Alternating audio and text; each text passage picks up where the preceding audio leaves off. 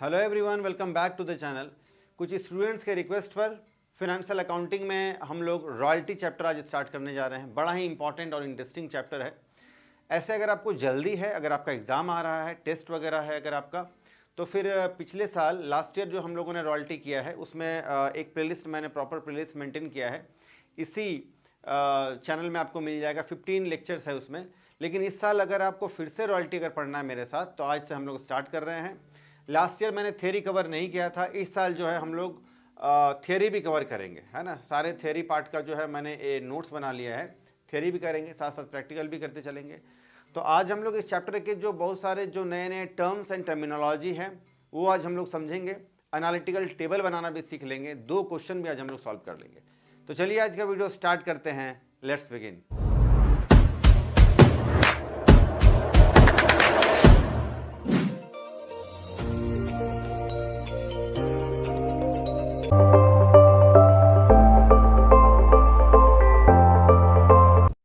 तो चलिए आज का वीडियो स्टार्ट करते हैं। सबसे पहले हम लोग समझते हैं ये रॉयल्टी क्या चीज़ है। इसके बाद की बात हम लोग आगे करेंगे।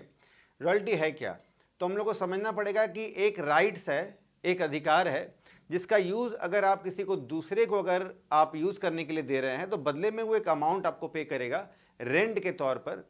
उसको हम लोग बोलते हैं रॉयल्टी। जैसे अगर किसी का लैंड है, किसी का बिल्डिंग है, किसी का अगर प्लांट है, कुछ और भी तरह के राइट्स होते हैं। जैसे कि आपने बुक लिखा है, उस बुक को अगर किसी से अगर आप प्रिंट करवाते हैं, ठीक है, तो जिसको प्रिंट करवाते हैं बुक बिकेगा, तो बदले में आपको क्या मिलेगा, एक रेंट मिलेगा, एक आपको रकम, एक अमाउंट आपको मिलेगा। उस रकम को, उस अमाउंट को, उसको हम लोग बोलते हैं रॉयल्टी। तो रॉयल्टी एक तरह का रेंट है जो आपके राइट्स का यूज़ करने के बदले में आपको मिलता है। तो रॉयल्टी कई तरह का आपको देखने को मिलेगा।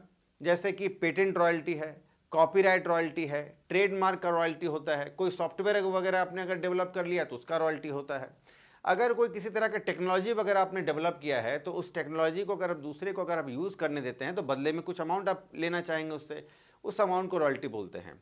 यानी किसी एसेट्स का जो मालिक है, जो ओनर है, वो अगर अपना एसेट्स किसी को यूज़ करने के लिए दे कुछ पर्टिकुलर ईयर्स के लिए, वर्षों के लिए, तो बदले में जिसको रेंट मिलता है उसको हम लोग बोलते हैं रॉयल्टी। या बदले में जो उसको एक रकम, एक अमाउंट मिलता है उसको हम लोग बोलते हैं रॉयल्टी। ठीक है। फॉर एग्जांपल, किसी का कोल माइंस है या फिर स्टोन क्वेरीज है, तो कोल माइंस जिसका है, जो मालिक है, जिसका ओनर है मिस्टर ए, उस कोल माइन से वो कोल निकालने में, कोयला निकालकर बेचने में समर्थ नहीं है, अवेलेबल नहीं है। उसके पास ऐसा इक्विपमेंट्स नहीं है, मशीन्स नहीं है, प्लांट नहीं है, वो कर नहीं सकता है, इतना करेज उसके पास नहीं है। तो वो चाहेगा, या कोई दूसरा, तो वो चाहेगा कि कोई आए और उसके पास उससे माइंस जो है वो लीज पर ले ले, रेंट पर ले ले, कोयला निकाले और बेचे और बदले में इसको कुछ पेमेंट करे। तो ऐसे केसेस में जो पेमेंट जो हम लोग को करना पड़ता है दूसरे को, उस अमाउंट को हम लोग बोलते हैं रॉयल्टी। ऐसे ही स्टोन क्वेरीज के साथ है, ऐसा ही ऑयल वेल के साथ है कि तेल का कुआं किसी के पास है, जिसके पास है वो उसका मालिक है। दूसरा कोई एक पार्टी है, वो बोलता है कि मैं इससे तेल निकालूंगा, बेचूंगा, इनकम होगा, तुमको भी कुछ दूंगा, पर टन, पर लीटर, पर मीटर, ऐसा कुछ होता है, पर क्विंटल, गैलन, बैरल जो है जब निकालूंगा तो इस हिसाब से मैं तुमको भी कुछ पेमेंट करूंगा, उसको बोलते हैं रॉयल्टी। तो कुल मिलाकर के रॉयल्टी क्या है, तो royalty is the amount, royalty is the rent कह सकते हैं, which is paid by the lessee to the landlord for using his assets. So simple. यानी ओनर का एसेट्स का यूज करने के बदले में जो दूसरा पार्टी जिसको जो लीज पर लिया है उसको लेसी बोलते हैं। तो लेसी लैंडलॉर्ड को जो अमाउंट पे करेगा उसी को हम लोग बोलते हैं रॉयल्टी। अब आइए कुछ थ्योरेटिकल बात करते हैं हम लोग। आज हम लोग जो सीखेंगे उसमें क्या है, meaning and definition of royalty, features of royalty, rights and contract of royalty, parties in the contract of royalty, difference between rent and royalty, important terms in royalty, accounting treatment of royalty, minimum rent method या dead rent method क्या है, सब lease वगैरह हम लोग आज समझेंगे। तो सबसे पहले हम लोग समझते हैं मीनिंग ऑफ रॉयल्टी। रॉयल्टी है क्या, अभी तो हम लोगों ने समझा, यहाँ बात करते हैं डेफिनेशन का। इन इंडिविजुअल फर्म बोलता है कि एन इंडिविजुअल, कोई भी इंडिविजुअल, कोई भी फर्म, कोई भी कंपनी या एनी अदर इंस्टीट्यूशन जो पे करता है एक certain amount as per the agreed for the acquiring a special right for using others property, किसी दूसरे का प्रॉपर्टी यूज करने के बदले, किसी दूसरे का राइट्स यूज करने के बदले जो पे किया जाता है उसको बोलते हैं हम लोग रॉयल्टी। ये किसको पे किया जा सकता है? अच्छा, ये कौन पे कर सकता है या किसको पे किया जा सकता है? वो कोई इंडिविजुअल हो सकता है, फर्म हो सकता है, कंपनी हो सकता है। This amount which is paid as a consideration for the use of special rights is called royalty. तो इस स्पेशल राइट्स को, यानी अगर आप दूसरे का, अगर आप ट्रेडमार्क या पेटेंट या कॉपीराइट अगर आप यूज़ करना चाहते हैं, ये उसका राइट्स है, उसका राइट्स का अगर आप यूज़ करना चाहते हैं तो उसका जो ओनर है उसको हम लोग लैंडलॉर्ड बोल सकते हैं, लेसर बोल सकते हैं। उसको आप जो पेमेंट करते हैं उसको बोलते हैं हम लोग रॉयल्टी। डेफिनेशन का बात करें तो फिर विलियम पिकल्स का डेफिनेशन बहुत ज़्यादा फेमस है। रॉयल्टी इज द रेम्युनरेशन, ये एक तरह का पारिश्रमिक है, रेम्युनरेशन है, payable to a person in respect of use of an assets, उसके एसेट्स के यूज़ करने के बदले में, whether hired or purchased from such person, calculated by reference to and varying with quantities produced or sold as a result of such assets। William pickles भी यही कहते हैं कि दूसरे किसी का कोई अगर एसेट्स आप लेते हैं, परचेज किया है या फिर आपने हायर किया है, अगर किसी को वो देते हैं यूज़ करने के लिए, तो बदले में जो आपको रेम्युनरेशन मिलता है, जो पारिश्रमिक आपको मिलती है, इसको बोलते हैं रॉयल्टी। आइए अब हम लोग बात करते हैं रॉयल्टी और रेंट में क्या डिफरेंस है। Rent is the consideration payable for the use of some tangible assets. Rent जो है किसी का टेंजिबल एसेट, जैसे कि land, building, plant, machine, motor car. Tangible assets क्या है? The assets we can see and touch. एक ऐसा एसेट्स जिसका एक फिजिकल एग्जिस्टेंस होता है, सॉलिड होता है, जिसको देख छू सकते हैं हम लोग, ऐसे इसको बोलते हैं टेंजिबल एसेट्स। तो किसी टेंजिबल एसेट्स का अगर किसी का यूज़ करते हैं आप, तो बदले में आप जो उसको पे करेंगे उसको बोलते हैं रेंट। किसी का मकान आप यूज़ कर रहे हैं, किसी का दुकान आप यूज़ कर रहे हैं, बदले में रेंट पे कर रहे हैं। किसी का गाड़ी घोड़ा वाहन व्हीकल आप यूज़ कर रहे हैं, कार, ट्रक, टेम्पो यूज़ कर रहे हैं, तो बदले में जो पे कर रहे हैं उसको हम लोग रेंट कहते हैं, जैसे कि मशीन, बिल्डिंग वगैरह वगैरह। Royalty is the consideration payable for the use of special rights in a tangible और इंटेंजिबल एसेट्स। लेकिन रॉयल्टी क्या है? रॉयल्टी टेंजिबल एसेट्स हो या इनटेंजिबल एसेट्स हो, उसका जो राइट्स है, उस राइट का अगर आप यूज़ करते हैं और फिर बदले में जो पेमेंट आपको करना पड़ता है उसको बोलते हैं रॉयल्टी। जैसे कि किसी का अगर आप लैंड या कोल माइंस या फिर ऑयल वेल का यूज़ करते हैं, तो वो तो टेंजिबल एसेट्स है, चीज़ें दिखती हैं, उसका एक फिजिकल एग्जिस्टेंस भी है, उसका यूज़ करते हैं, बदले में जो पे करते हैं उसको रॉयल्टी बोलते हैं। कुछ इनटेंजिबल एसेट्स है, जैसे किसी का पेटेंट है, किसी का कॉपीराइट है, किसी का ट्रेडमार्क है, ये तो दिखता नहीं है, लेकिन ये एक ब्रांड वैल्यू है जिसको बोलते हैं। अगर आप किसी का ब्रांड वैल्यू का यूज़ करते हैं, पैसा कमा रहे हैं, तो बदले में पे करना पड़ेगा, इसको बोलते हैं हम लोग रॉयल्टी। तो चाहे वो टेंजिबल एसेट्स हो, चाहे किसी का इनटेंजिबल एसेट्स हो, बदले में अगर यूज़ करने के आप बदले में कुछ पे करते हैं, इसको बोलते हैं royalty. Rent is mostly payable according to the time as per the day, week, month, year, but payment of the royalty depends on the production. Rent का जो पेमेंट है, हम लोग एक पर्टिकुलर टाइम के लिए पेमेंट करते हैं, monthly, weekly, daily, quarterly, half yearly या फिर ईयरली हम लोग पेमेंट करते हैं, यानी पेमेंट फिक्स होता है रेंट का। लेकिन रॉयल्टी जो है ये प्रोडक्शन बेस्ड है, यानी प्रोडक्शन कितना हुआ उस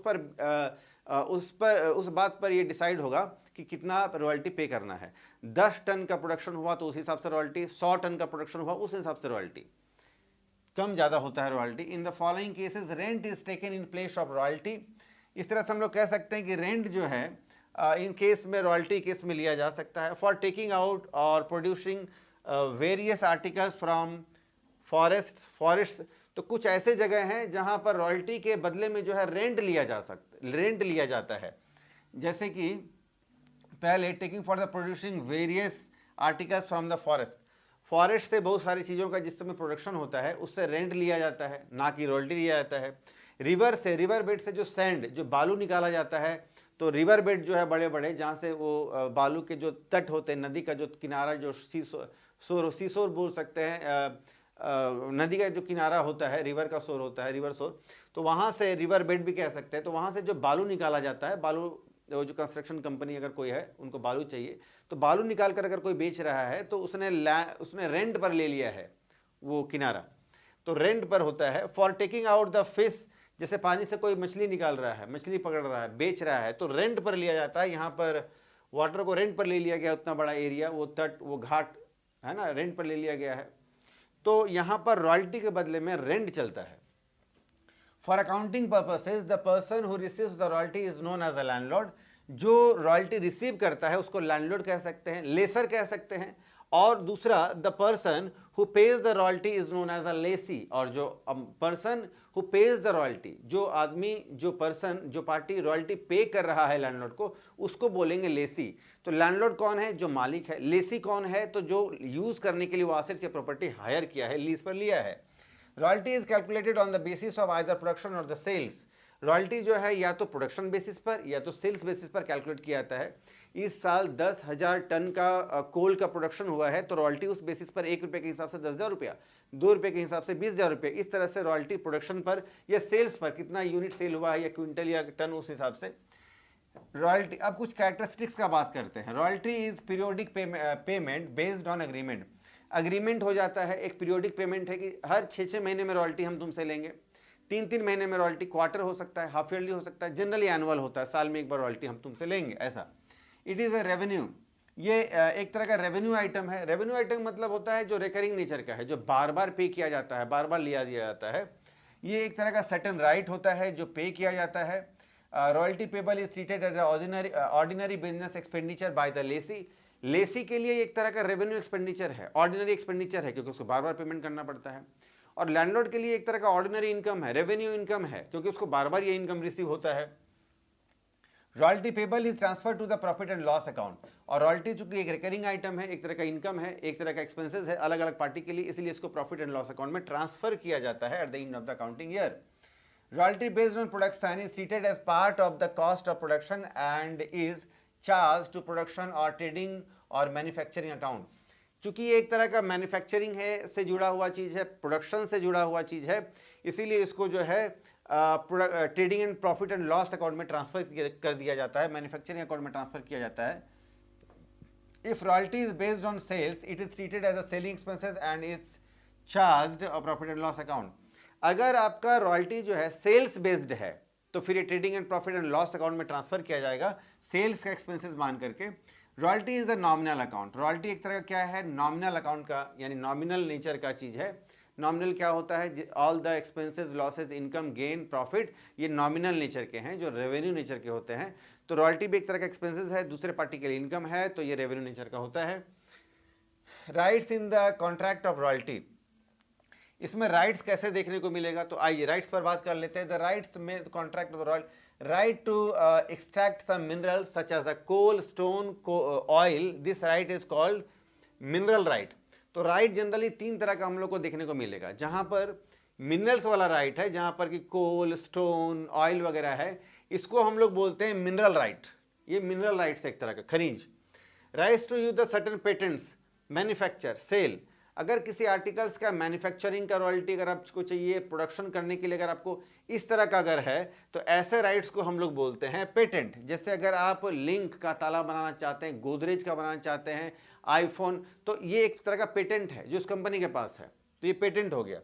वैसे ही अगर बुक पब्लिश करना चाहते हैं तो इसके जो राइट्स है उसको राइट्स को हम लोग बोलते हैं कॉपीराइट। तो 3 अलग अलग चीज़ हो गया। मिनरल्स के लिए हो गया मिनरल राइट, और जो भी प्रोडक्शन आर्टिकल है उसके लिए हमारा क्या हो गया? उसके लिए हो गया पेटेंट, या हाँ पेटेंट हो गया।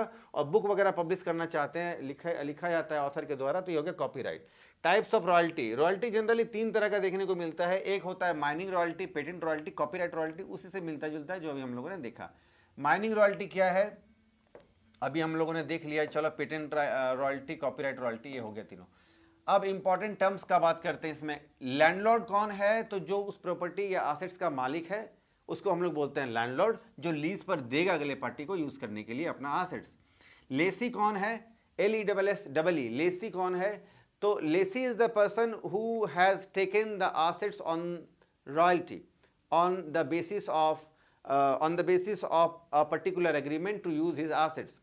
यानी लेसी वो पार्टी है जिसने किसी दूसरे का, यानी लैंडलॉर्ड का एसेट्स लिया है यूज करने के लिए, इनकम जनरेट करने के लिए, तो उसको बोलते हैं लेसी। मिनिमम रेंट क्या है? कभी कभी क्या होता है कि प्रोडक्शन इतना कम होता है लेसी के द्वारा, लेसी ने प्रोडक्शन बहुत कम किया, तो जब प्रोडक्शन बहुत कम हो तो लैंडलॉर्ड बोलेगा भाई तुम तो मजाक कर रहे हो, एकदम इतना कम प्रोडक्शन कर रहे हो कि इस महीने 200, 400, 600, 800 रुपया तुम मेरे को दे रहे हो रॉयल्टी।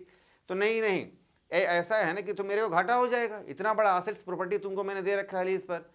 तो ऐसे केसेस में लैंडलॉर्ड एक अमाउंट फिक्स कर देता है कि कम से कम इतना अमाउंट तो मैं तुमसे लूंगा ही लूंगा, हर साल तुमसे मैं कम से कम 10,000 रुपया तो लूंगा ही लूंगा, ये हो गया मिनिमम रेंट। लेकिन हाँ, अगर प्रोडक्शन के हिसाब से रॉयल्टी कैलकुलेट किया जाएगा और रॉयल्टी का अमाउंट अगर इस अमाउंट से अगर ज़्यादा होगा, सॉरी रॉयल्टी का अमाउंट अगर मिनिमम रेंट से ज़्यादा होगा तो फिर तो मैं रॉयल्टी का ही अमाउंट लूँगा। मान लेते हैं कि एक अमाउंट फिक्स कर दिया गया जिसको हम लोग मिनिमम रेंट कहते हैं, ये रहा आपका मिनिमम रेंट, है ना। इसी को मिनिमम रेंट बोल सकते हैं, डेड रेंट बोलते हैं, फ्लैट रेंट बोलते हैं, कॉन्ट्रैक्ट रेंट बोलते हैं, रजिस्टर्ड रेंट बोलते हैं। तो कहता है कि 10,000 रुपया मैंने अगर मान लो मिनिमम रेंट फिक्स कर दिया है और इस साल का रॉयल्टी हुआ 12,000, तो फिर 12,000 लूंगा मैं तुमसे, चार्ज करूंगा 12,000 रुपये रॉयल्टी। लेकिन अगर तुम्हारा रॉयल्टी इस साल अगर 9,000 ही हुआ तब तो which ever is higher amount, तो विच एवर इज हाइयर तो फिर तो मैं तुमसे 10,000 रुपया लूंगा, क्योंकि मिनिमम रेंट का अमाउंट एक तरफ 10,000 है, तुम्हारा रॉयल्टी 9,000 है, हाइयर कौन है तो रॉयल्टी मिनिमम रेंट, तो मिनिमम रेंट लूंगा। तो मिनिमम रेंट क्या है, जो लैंडलॉर्ड लेसी से आपस में बात करके फिक्स कर लेते हैं।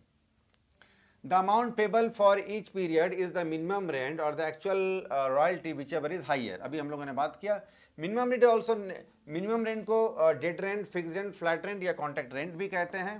It is to be remembered that the minimum rent may or may not be vary in different years। Minimum rent हर साल अलग अलग हो सकता है। पहला साल का मिनिमम रेंट 10,000 है, फिर 12,000, फिर 14,000, फिर 18,000, फिर 20, 30, 40,000 है, हो सकता है। या हर साल का मिनिमम रेंट इक्वल हो सकता है, हर साल का मिनिमम रेंट 10,000 है या 20,000 है, ये भी हो सकता है। The main object of minimum rent is to safeguard the owner by the law. Landlord को लगता है कि मुझे लॉस ना हो जाए, लेसी कम एफर्ट लगाएगा, प्रोडक्शन कम होगा तो मुझे रॉयल्टी कम मिलेगा, तो मैं इस लॉस से बचना चाहता हूं, इसलिए ऐसे केसेस में लैंडलॉर्ड एक अमाउंट फिक्स कर देता है जिसको बोलते हैं मिनिमम रेंट, और ये जरूरी भी है। In this way minimum rent provides a safety to the landlord। हाँ, लैंडलॉर्ड को तो सेफ्टी प्रोवाइड करता ही है। शॉर्ट वर्किंग क्या है? Short working is the amount which is the licence of the minimum rent, है ना। यानी शॉर्ट वर्किंग एक ऐसा अमाउंट है, एक ऐसा रकम है जो मिनिमम रेंट, यानी जब रॉयल्टी का अमाउंट जो है जितना मिनिमम रेंट से कम होता है उसको बोलते हैं शॉर्ट वर्किंग। यानी मिनिमम रेंट है हमारा 10,000 और इस साल हमारा रॉयल्टी हुआ अगर 9,000 तो 1,000 का शॉर्ट वर्किंग। 10,000 हम लोग मिनिमम रेंट फिक्स कर दे रहे हैं, ठीक है, लेकिन इस साल रॉयल्टी हुआ 6,000, तो 10,000 से कितना कम हो रहा है, 4,000, तो 4,000 हो गया शॉर्ट वर्किंग। शॉर्ट यानी कम, वर्किंग यानी काम, जितना का काम कम हुआ उसको हम लोग बोलते हैं शॉर्ट वर्किंग, ठीक है। तो मान लेते हैं 10,000 रुपया आपका मिनिमम रेंट है और इस साल जो है 7,000 रुपया ही रॉयल्टी हुआ है, तो 3,000 का शॉर्ट वर्किंग। शॉर्ट वर्किंग वो अमाउंट है जो अपने जेब से निकाल करके पेमेंट करना पड़ता है, किसको मिला करके रॉयल्टी के साथ, कम जो रॉयल्टी है उसके साथ मिला करके पेमेंट करना पड़ता है लैंडलॉर्ड को, उसको बोलते हैं शॉर्ट वर्किंग। आप समझ गए होंगे, अभी हम लोग क्वेश्चन भी सॉल्व करेंगे। शॉर्ट वर्किंग क्या है? मिनिमम रेंट माइनस रॉयल्टी, इसको बोलते हैं शॉर्ट वर्किंग। चलो जी, important points regarding short working. Short working क्या है? Arise account of the low production in initial years. Initial years, शुरुआती ईयर्स में जो है शॉर्ट वर्किंग अराइज होता है generally. Short working is equal to the difference between the minimum rent and royalty. ये भी बात सही है कि मिनिमम रेंट और रॉयल्टी के बीच का डिफरेंस को शॉर्ट वर्किंग कहते हैं। Short working is a loss to the lessee. Short working lessee के लिए एक तरह का लॉस है। शॉर्ट वर्किंग्स में be written off as per the agreement. लेकिन शॉर्ट वर्किंग का जो अमाउंट है, यानी जितना पैसा मिनिमम रेंट को चुकाने में या मिनिमम रेंट तक पहुंचने में जितना पैसा कम हो रहा था, घट रहा था, यानी रॉयल्टी जितना कम हो गया है मिनिमम रेंट से, उस अमाउंट को जेब से मिलाना पड़ता है, लगाना पड़ता है, तो एक तरह का लॉस है लेसी के लिए। लेकिन लैंडलॉर्ड कहता है कि चलो भाई कुछ साल मैंने तुमको दिया, अगर किसी साल सरप्लस अगर हो गया, मिनिमम रेंट से भी अगर ज़्यादा प्रोडक्शन हो गया, तो तुम इस अमाउंट को धीरे धीरे तुम रिकूव्ड कर सकते हो, रिकवर कर सकते हो, पैसा काट के बाकी का पैसा मुझे तुम देना। तो ये जो है रिकूव्ड किया जा सकता है, रिकवर किया जा सकता है। If short working can not be return of recouped during a particular period, unrecouped short working is transferred to the profit and loss account। लेकिन शॉर्ट वर्किंग टाइम रहते अगर रिकूप नहीं किया जा सका तो फिर इसको पीएल अकाउंट में ट्रांसफर कर दिया जाता है। टाइप्स ऑफ शॉर्ट वर्किंग, रिकूपेबल या फिर रिकवरेबल शॉर्ट वर्किंग, और दूसरा होता है अनरिकवरेबल शॉर्ट वर्किंग। ऐसा शॉर्ट वर्किंग जिसको कि लैंडलॉर्ड ने आपको टाइम दे रखा है कि पहला 2 साल या पहला 6 साल, 8 साल, 10 साल आप अगर शॉर्ट वर्किंग हो जाए तो आप उसको रिकूप कर सकते हैं, उसको रिकवरेबल या फिर रिकूपेबल शॉर्ट वर्किंग कहते हैं। दूसरा ऐसा शॉर्ट वर्किंग है जिसको अनरिकूपेबल या अनरिकवरेबल शॉर्ट वर्किंग कहते हैं, जिसमें कि लैंडलॉर्ड कहता है कि अगर शॉर्ट वर्किंग हो गया तो आप उसको रिकवर नहीं कर सकते हैं, कभी रिकवर नहीं कर सकते हैं। इसको अनरिकवेबल या अनरिकवरेबल शॉर्ट वर्किंग कहते हैं। ये तुरंत उसी साल बिजनेस के लिए लॉस हो जाएगा, लेसी के लिए। और लास्ट में हम लोग देखते हैं अनरिकव्ड शॉर्ट वर्किंग। ये क्या है कि अगर आपको शॉर्ट वर्किंग का अमाउंट को रिकवर करने के लिए कुछ चांसेस, कुछ मौके, कुछ टाइम, कुछ ईयर्स आपको लैंडलॉर्ड ने दिया है, यानी लैंडलॉर्ड ने लेसी को दिया है, और लेसी ने उस सारे टाइम फ्रेम को, टाइम पीरियड को यूज़ करने के बाद भी अगर वो शॉर्ट वर्किंग का अमाउंट को अगर रिकवर नहीं कर पाता है, रिकूप नहीं कर पाता है, या फिर रिकवर करने के बाद अगर कुछ अमाउंट थोड़ा बच गया, जितना रिकवर नहीं कर पाया, उसको बोलते हैं अनरिकव्ड शॉर्ट वर्किंग।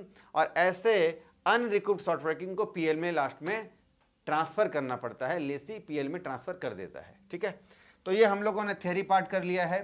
बाद में अगर थ्योरी का ज़रूरत पड़ेगा तो हम लोग और करेंगे। और अब जो है हम लोग एनालिटिकल टेबल बनाना सीख लेते हैं। इस चैप्टर में 3 काम बड़ा ही इंपॉर्टेंट है।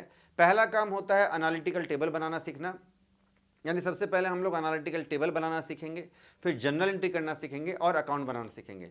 तो आज हम लोग सीखेंगे एनालिटिकल टेबल बनाना, 2 क्वेश्चन का एनालिटिकल टेबल भी साथ में बनाएंगे। आइए, तो क्वेश्चन आपके सामने एक बार देख लेते हैं। टेबल क्या है? एनालिटिकल टेबल यानी कितना प्रोडक्शन हुआ है, किस हिसाब से पेमेंट किया जाएगा, मिनिमम रेंट क्या है, कितना हम लोग का इस साल जेब से पैसा लगाना पड़ा, यानी शॉर्ट वर्किंग हुआ, कितना रिकवर हुआ, कितना पीरियड में ट्रांसफर, कितना पेमेंट करना पड़ा, ये सारा डिटेल हम लोग को एक जगह चाहिए ताकि हम लोग जनरल एंट्री कर सके, अकाउंटिंग अपना कर सके, लैंडलॉर्ड अपना अकाउंटिंग कर सके, लेसी कर सके। इसीलिए हम लोगों को ये एनालिटिकल टेबल बनाना पड़ता है। इसको एनालिसिस टेबल भी कहते हैं हम लोग। तो इसमें पहले तो है ईयर, फिर है आउटपुट यानी प्रोडक्शन, फिर है आपका रॉयल्टी कितना हुआ इस साल, फिर है मिनिमम रेंट कम से कम, शॉर्ट वर्किंग जितना जेब से लगाना पड़ेगा, सरप्लस यानी मिनिमम रेंट से जितना ज़्यादा का प्रोडक्शन हो गया, पैसा जितना ज़्यादा, शॉर्ट वर्किंग रिकव्ड जितना हम लोगों ने सरप्लस से रिकवर कर लिया है, और अनरिकव्ड अगर हो गया तो पीएल में कितना ट्रांसफर करना पड़ा है, और पेमेंट हम लोग इस साल लैंडलॉर्ड कितना कर रहे हैं वो अमाउंट अभी देखेंगे, समझ में भी आएगा आपको, बहुत मजा आने वाला है। चलो एक क्वेश्चन के माध्यम से हम लोग समझते हैं, और आज पहला लेक्चर फर्स्ट पार्ट होने वाला है। द झरिया कोल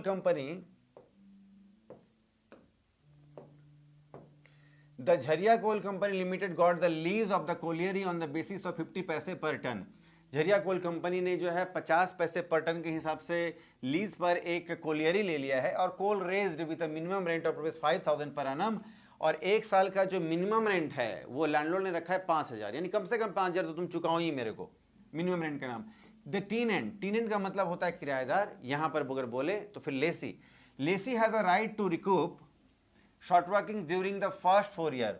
लेसी को लैंडलॉर्ड ने अधिकार दे रखा है कि पहले 4 साल तक अगर कोई शॉर्ट वर्किंग हुआ, अगर जेब से तुमने कुछ भी थोड़ा भी पैसा अगर लगाया है तो उस पैसे को तुम काट सकते हो, भरपाई कर सकते हो, यानी रिकवर कर सकते हो, रिकूप्ड कर सकते हो। 4 साल के बाद अगर हुआ, अगर कोई जेब से पैसा लगाए, शॉर्ट वर्किंग हुआ, फिर रिकवर तुम नहीं कर सकते, फिर मैं मौका नहीं देने वाला हूं तुमको। तो 4 साल रिकूप्ड कर सकते हैं आप शॉर्ट वर्किंग को। Production in tons, production ton में होने वाला है। 2008 में 2000 टन, 2009 में 6000 टन, 2010 में 10,000 टन, 11 में 8,000 टन, 18,000 टन, और 12 में 20,000 टन का प्रोडक्शन हुआ है। So the general entries in the books of the company. तो अभी हम लोग जनरल एंट्री वगैरह नहीं सीख रहे हैं, आज हम लोग एनालिटिकल टेबल बनाना सीखने वाले हैं। चलो जी, तो ये रहा आपके सामने एनालिटिकल टेबल। इसमें सबसे पहले हम लोग ईयर वाले कॉलम में ईयर डालेंगे, तो 2008, 2009, 2010, 11 और 2012, ये 5 साल का डिटेल हम लोग को है। 2000 टन, 2008 में 2000 टन का प्रोडक्शन हुआ है, फिर 6000 टन का प्रोडक्शन हुआ है, फिर 10, 18 और 20, 10, 18 और 20,000 टन का प्रोडक्शन हुआ है। लेकिन रॉयल्टी कैसे, किस हिसाब से, किस हिसाब से? 50 पैसे पर टन, आप देख रहे हैं ना, 50 पैसे पर टन, यानी 1 टन का प्रोडक्शन अगर होगा तो 50 पैसा उसका मिलना है।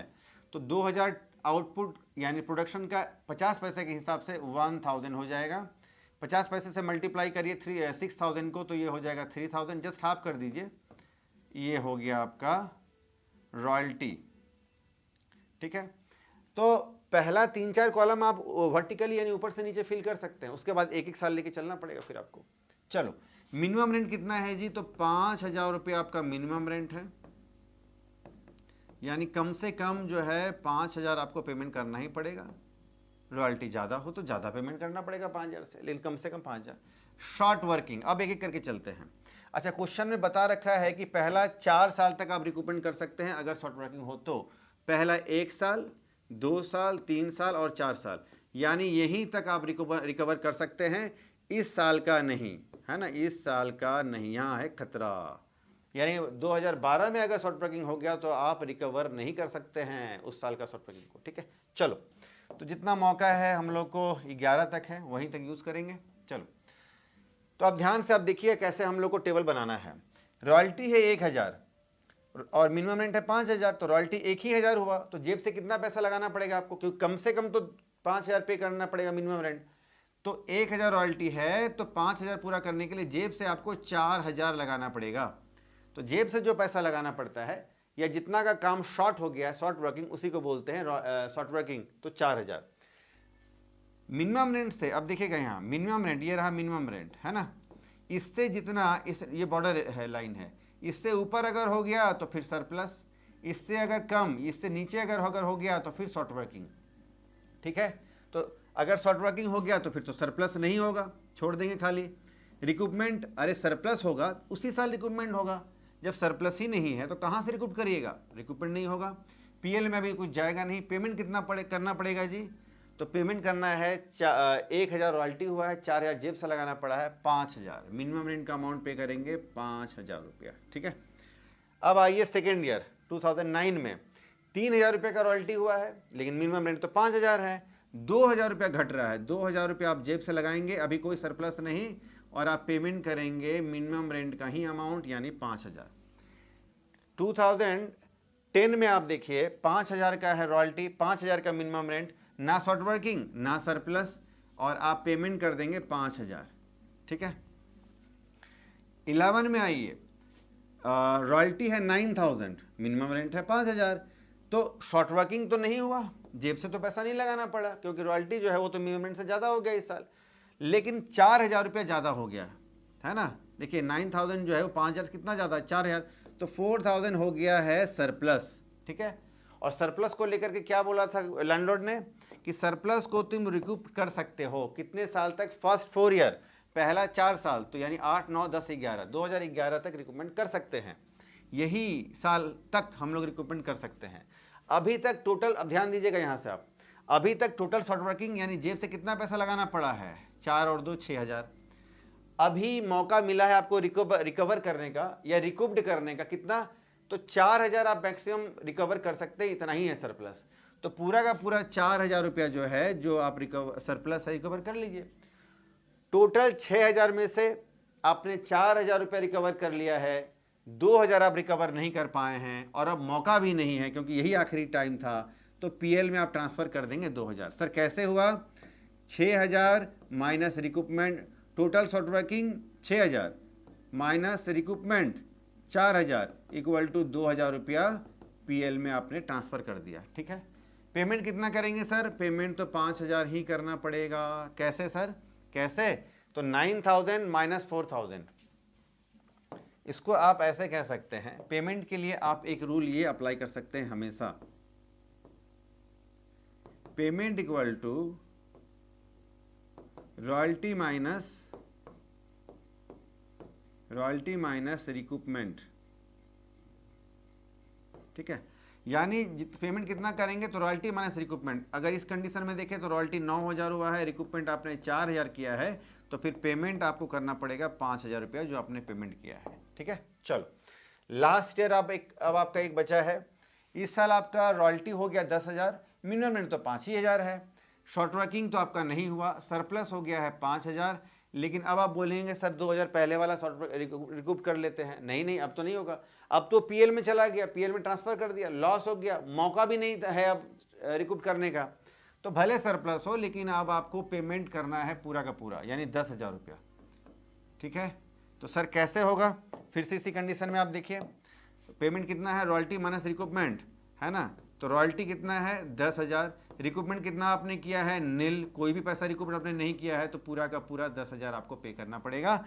तो लास्ट ईयर आपका पूरा का पूरा 10,000 पेमेंट हो जाएगा। ठीक है, तो इस तरीके से हम लोग को एनालिटिकल टेबल बनाना पड़ता है। ठीक है, चलो एक क्वेश्चन और करते हैं, साथ में फिर आप इसका स्क्रीनशॉट ले लेना, और जो हम लोगों ने थ्योरी वाला पार्ट किया है उसका PDF मैं डाल दूंगा टेलीग्राम चैनल में, वहाँ से आप डाउनलोड कर लेना फ्री ऑफ कॉस्ट। चलो जी सॉरी, आज का दूसरा प्रश्न, कोल कंपनी लिमिटेड ने एक लीज पर एक माइन लिया है 4 इयर्स के लिए, 4 साल के लिए लिया है। फर्स्ट ईयर 12 को लिया है, जिसका कि मिनिमम रेंट है आपका 10,000 रुपया पर ईयर, रॉयल्टी 50 पैसे के हिसाब से है, कोल जितना निकाला जाएगा, और प्रोविजन है paid in any year exceeds royalty for the year, the amount of the excess may be recovered by the coal company limited out of the royalty payable in the following year only. देखिए यहाँ है condition रिकूपमेंट का, following year का मतलब होता है next year, तो आप फॉलोइंग ईयर कहें या नेक्स्ट ईयर कहें या फोर्थ कमिंग ईयर कहें या कमिंग ईयर कहें, इन सब के लिए एक ही वर्ड है नेक्स्ट ईयर, यानी आने वाला शब्द, आने वाला साल, आने वाला वर्ष। तो इस क्वेश्चन में कंडीशन है रिक्रूटमेंट का कि ठीक आने वाला, यानी ठीक नेक्स्ट ईयर जो होगा आपका, जस्ट नेक्स्ट ईयर जो होगा उसी साल आप रिक्रूटमेंट कर सकते हैं, फिर उसके आगे नहीं। यानी 2010 वाला 2010, 11, 12, 13, 15, 20 तक अगर है, 2010 में अगर शॉर्ट ब्रेकिंग हुआ तो 11 में रिक्रूट कर सकते हैं, 11 वाला 12 में कर सकते हैं, 12 वाला 13 में, 13 वाला 14 में, बस। यानी 2010 वाला अगर 11 में अगर आप रिकूप नहीं कर पाए, यानी सरप्लस नहीं हुआ, रिकूपमेंट नहीं हुआ, तो फिर आपको उसी साल PL में ट्रांसफर कर देना पड़ेगा। इस तरह का यहाँ कंडीशन है। कोल रेज्ड एज द फॉलोइंग, अब आप देखिए 2012-13 में जो है 2,000 टन, फिर 12,000 टन, फिर 24,000 टन, फिर 30,000 टन का प्रोडक्शन हुआ है 15-16 में। हम लोग को एंट्री करना है, अकाउंट बनाना है, एनालिटिकल टेबल बनाना है। फिलहाल हम लोग तो सिर्फ एनालिटिकल टेबल ही बनाएंगे। ईयर स्टार्ट हो रहा है 2012-13 से 15-16 जाएगा, 2012-13, 2013-14, 2014-15, 2015-16। इसके बाद क्या है जी, आउटपुट है, यानी प्रोडक्शन कितना हुआ है 2, 12, 24, 30, 2, 12, 24 और 30,000 टन। कैसे है, 50 पैसे पर टन के हिसाब से है, तो ये हो जाएगा 1,000, 2,000 इंटू 50 पैसा तो 1,000, 12,000 इंटू 50 पैसा तो फिर 6,000, 12,000 और 15,000। ये हो गया रॉयल्टी का अमाउंट। मिनिमम रेंट कितना है 10,000, हर साल का मिनिमम रेंट है 10,000। ये 4-5 कॉलम तो आप जो है ऐसे बना सकते हैं ऊपर से नीचे वर्टिकल फॉर्म में। अब एक एक करके चलना पड़ेगा। अच्छा, कंडीशन क्या है आप लिख सकते हैं एक एस्टेरिस्क डाल करके नीचे, रिकूपमेंट। रिकूपमेंट क्या है, नेक्स्ट ईयर ओनली, यानी ठीक अगले साल ही रिकूपमेंट होगा, उसके आगे कभी नहीं। चलो जी, रॉयल्टी है आपका 1,000, मिनिमम रेंट है 10,000, यानी कम से कम 10,000 पेमेंट करना है। कितना रॉयल्टी आपने किया प्रोडक्शन करके, 1,000 का रॉयल्टी हुआ। अब क्या किया जाए, 9,000 रुपये जेब से लगाना पड़ेगा। जितना शॉर्ट कर गया उसको शॉर्ट ब्रेकिंग बोलते हैं, 9,000 रुपया। सरप्लस नहीं हुआ, रिकूपमेंट नहीं हुआ। जब सरप्लस नहीं तो रिकूपमेंट नहीं, PL में भी कुछ जाएगा नहीं, क्योंकि अगले साल देखेंगे, है ना। 2012-13 वाला 2013-14 एक मौका मिलेगा, उस साल डिसाइड करेंगे कि ये PL में ट्रांसफर करें, पैसा डूबेगा, रिकवर होगा, क्या होगा, अभी नहीं। पेमेंट कितना करना है जी, 10,000 रुपया। 1,000 हुआ है रॉयल्टी, जेब से लगाना पड़ा 9,000, दोनों मिला के 10,000 का पेमेंट अपन कर दिए। 6,000 रॉयल्टी हुआ है, पेमेंट तो 10,000 करना है, तो जेब से लगाना पड़ेगा कम से कम 4,000 रुपया। कोई सरप्लस नहीं, रिकूपमेंट नहीं, और पेमेंट कर देंगे फिर से हम लोग 10,000 रुपया। ठीक है, फिर 12,000 का हो गया रॉयल्टी 14-15 में। अच्छा एक मिनट, एक गलती हो गया जी, एक गड़बड़। देखिएगा, ध्यान से देखिएगा, यहाँ पर आप ध्यान से देखिएगा, यहाँ पर 6,000 सेकेंड ईयर में 6,000 का रॉयल्टी हुआ, 4,000 जेब से लगाना पड़ा, सरप्लस कुछ नहीं हुआ, रिकूपमेंट भी कुछ नहीं हुआ। PL में कितना जाएगा सर, तो अरे भाई, तो ये जो 12-13 में जो आपका शॉर्ट ब्रेकिंग हुआ था 9,000 रुपया, 9,000, ये रिकूप्ड करने का मौका अभी ही था, इसी साल था। रिकूप्ड हुआ तो हुआ, नहीं तो PL में ट्रांसफर करना पड़ेगा। तो ये 9,000 पूरा का पूरा में से एक पैसा भी रिकवर नहीं हुआ। ये पूरा का पूरा 9,000 जो है ये आपका पीएल में ट्रांसफ़र हो जाएगा इस साल। आप समझे कि नहीं समझे? ठीक है, चलो आते हैं 14-15 में। 12,000 हुआ है, देखिए यहाँ पर 12,000 रॉयल्टी है, यानी मिनिमम में तो 10,000 है, तो जेब से तो नहीं लगाना पड़ेगा, और सरप्लस हो गया लेकिन 2,000 सरप्लस हो गया। रिकूपमेंट कर सकते हैं क्या? रिकूपमेंट कर सकते हैं कि हाँ कर सकते हैं। देखते हैं शॉर्ट वर्किंग कितना है। ये 9,000 का तो कहानी खत्म है जी। शॉर्ट वर्किंग कॉलम में देखिए, हाँ 4,000 जो सेकेंड ईयर हुआ है शॉर्ट वर्किंग, उसको रिकवर किया जा सकता है, लेकिन इस 4,000 में से हम लोग 2,000 सरप्लस अभी है, तो मैक्सिमम 2,000 रिकूप कर सकते हैं, और बाकी का 2,000 यानी 4,000 में से 2,000 हम लोग जो सरप्लस है इसको हम लोग कर लेंगे रिकूप्ड, और इस 4,000 में 2,000 रिकूप्ड हुआ, बाकी का जो 2,000 है वो आपका पीएल में इसी साल ट्रांसफ़र करेंगे, क्योंकि इसके लिए नेक्स्ट ईयर यही है, सेकेंड ईयर के नेक्स्ट ईयर थर्ड ईयर ही है, तो ये हो गया।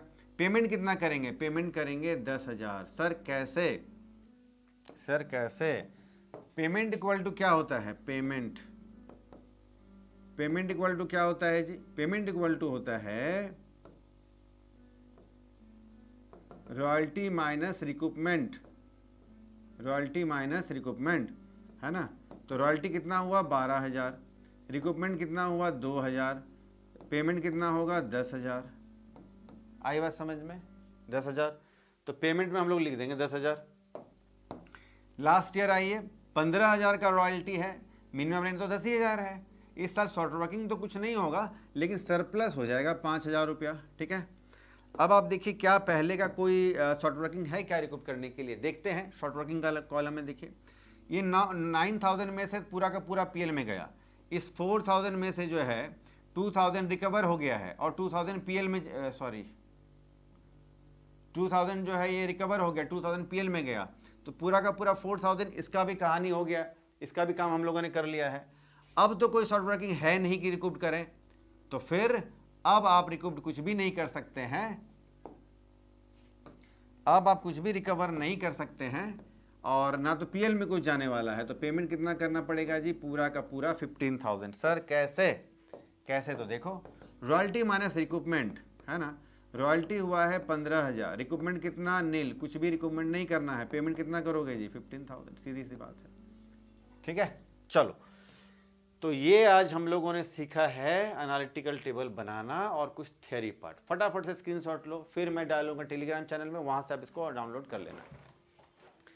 तो आज हम लोग लेक्चर इतना ही करते हैं, यहीं आप लोग कंप्लीट करते हैं।